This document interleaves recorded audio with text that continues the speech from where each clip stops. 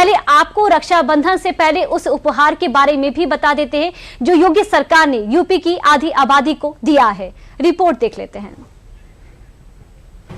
हमारा स्पष्ट प्रयास है आधी आबादी को आबादी के अनुपात में उन्हें प्रतिनिधित्व प्राप्त हो। एक वक्त था जब महिलाओं का समाज की आधी आबादी का दर्जा सिर्फ संख्या तक सीमित था, लेकिन बदलते वक्त और सरकार की नीतियों में आए बदलावों ने इस तस्वीर को बदलने का काम किया है। आज महिलाएं शिक्षा, रोजगार, राजनीति, स्वरोजगार और नेतृत्व हर क्षेत्र में अपनी मजबूत भागीदारी दर्ज करा रही हैं और इसी बदलाव को गति देने और मातृशक्ति को सशक्त और आत्मनिर्भर बनाने के लिए योगी सरकार ने एक नई परियोजना का शुभारंभ भी किया है।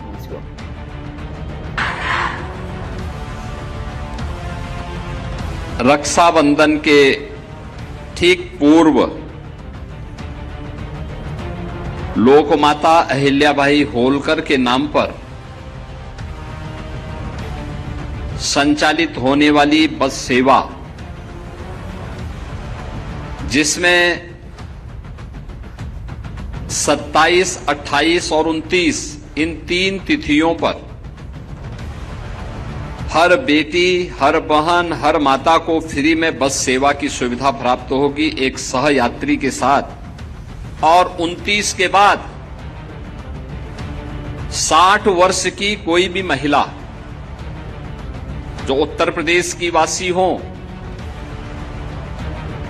अपना वोटर आईडी कार्ड दिखा करके या आधार कार्ड दिखा करके इस यात्रा का लाभ ले सकती हैं। उनसे कोई भी किराया नहीं लिया जाएगा।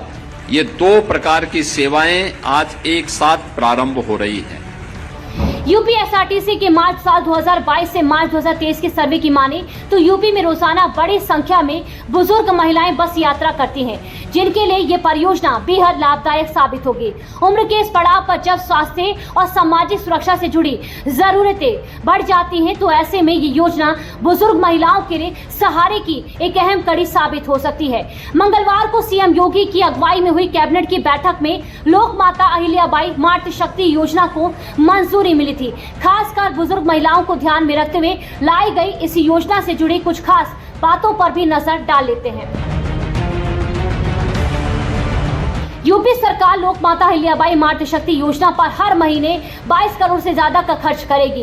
इसके तहत हर दिन करीब 90,000 से ज्यादा बुजुर्ग महिलाएं सरकारी रोडवेज बसों में मुफ्त सफर करेंगी। सफर के दौरान महिलाओं को अपना आधार कार्ड या वोटर आईडी कार्ड दिखाना होगा। साल 2011 की जनगणना के मुताबिक यूपी में 10 करोड़ से ज्यादा महिलाएं हैं। इनमें 60 साल से अधिक उम्र की महिलाओं की संख्या करीब 1 करोड़ है।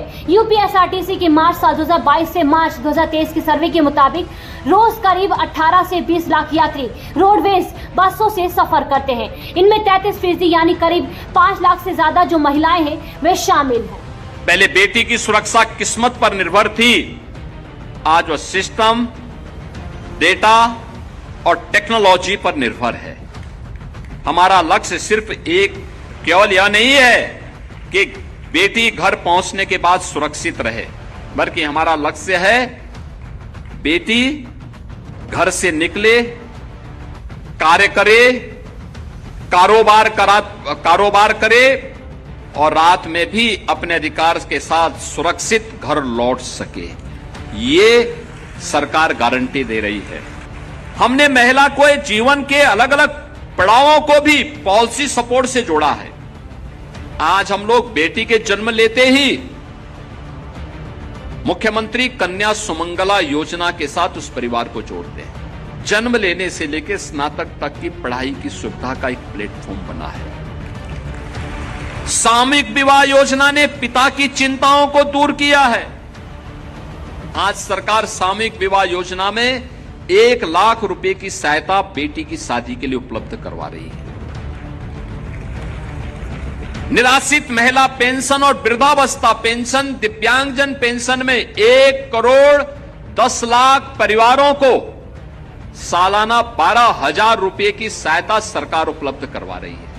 रक्षाबंधन से पहले प्रदेश की हर बेटी और महिला के लिए 3 दिनों के लिए और 60 साल से ज्यादा उम्र वाली महिलाओं के लिए मुफ्त बस सर्विस की सौगात देने के अलावा सीएम योगी ने महिलाओं की सुरक्षा में सेंध लगाने की जरूरत करने वालों को कड़े शब्दों में चेतावनी देने के साथ साथ विकास के सबसे बड़े मुद्दे पर भी बात की।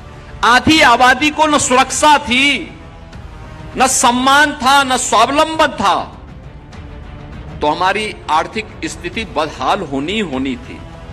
और इसीलिए तो यूपी उस दौर को जब याद करता है तो रोंगटे खड़े होते हैं।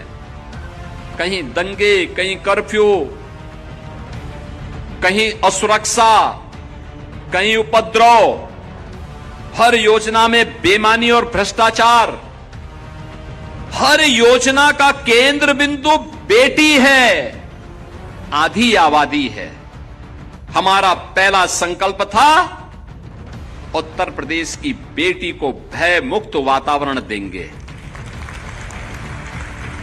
उसे अपने विश्वास के दम पर खड़ा होने का पूरा अवसर देंगे।